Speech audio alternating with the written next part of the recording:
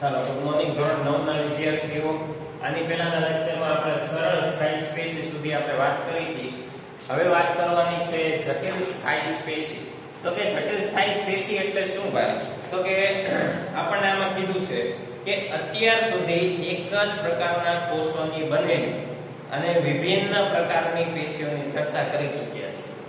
એક જ પ્રકારના કોષો અને વિભિન્ન પ્રકારના પેશીઓની ચર્ચા કરી ચૂક્યા છે. આવી પેશીઓને સરળ સ્થાયી પેશી કહે છે. આપણે અગાઉ શીખી ગયા.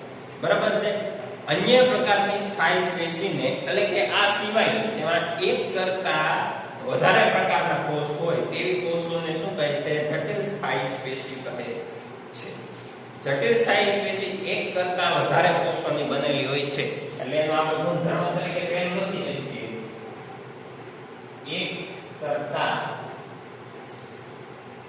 વધારે કોષની બનેલી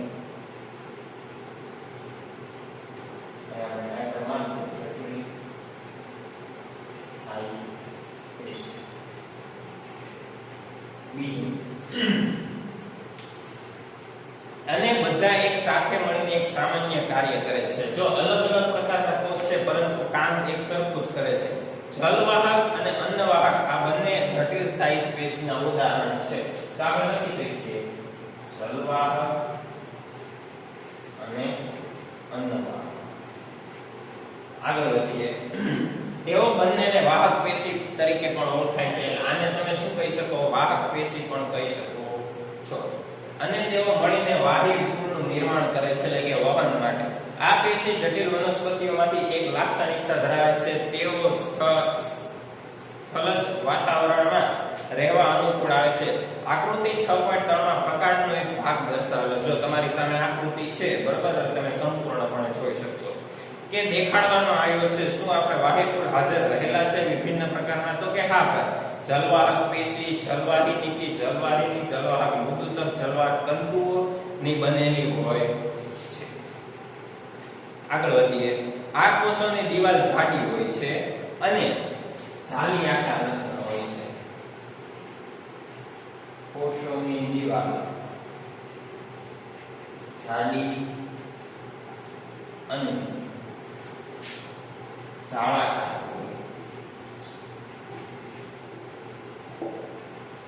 આગળ વધીએ.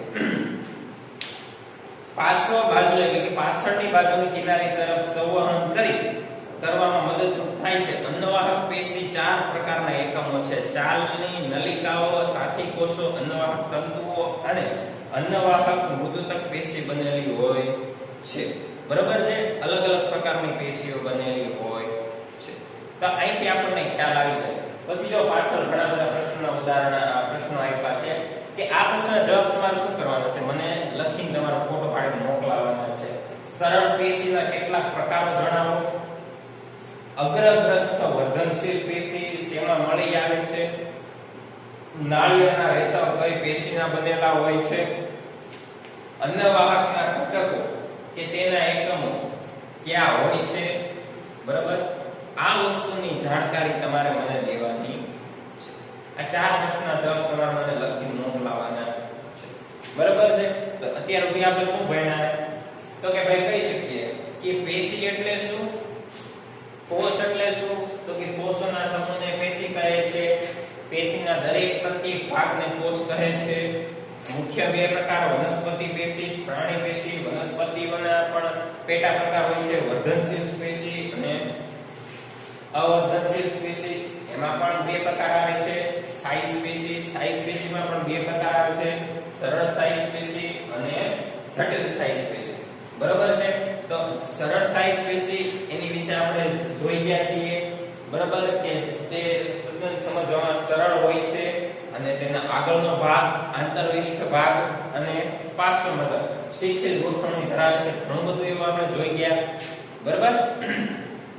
તો આ હતી વનસ્પતિ પેશીઓની વાત. હવે આપણે નેક્સ્ટ લેક્ચરમાં આપણે જોશું પ્રાણી પેશીઓ વિશે. એટલે કે ક્યાંક ને ક્યાંક અંશે માનવ પેશીઓ સાથે સંબંધ ધરાવતો હોય એવી પેશીઓ વિશે આપણે જ્ઞાન મેળવવાનું છે. બરાબર છે. હવે આપણે જોશું નેક્સ્ટ લેક્ચરમાં. જેમાં પ્રાણી પેશીઓ.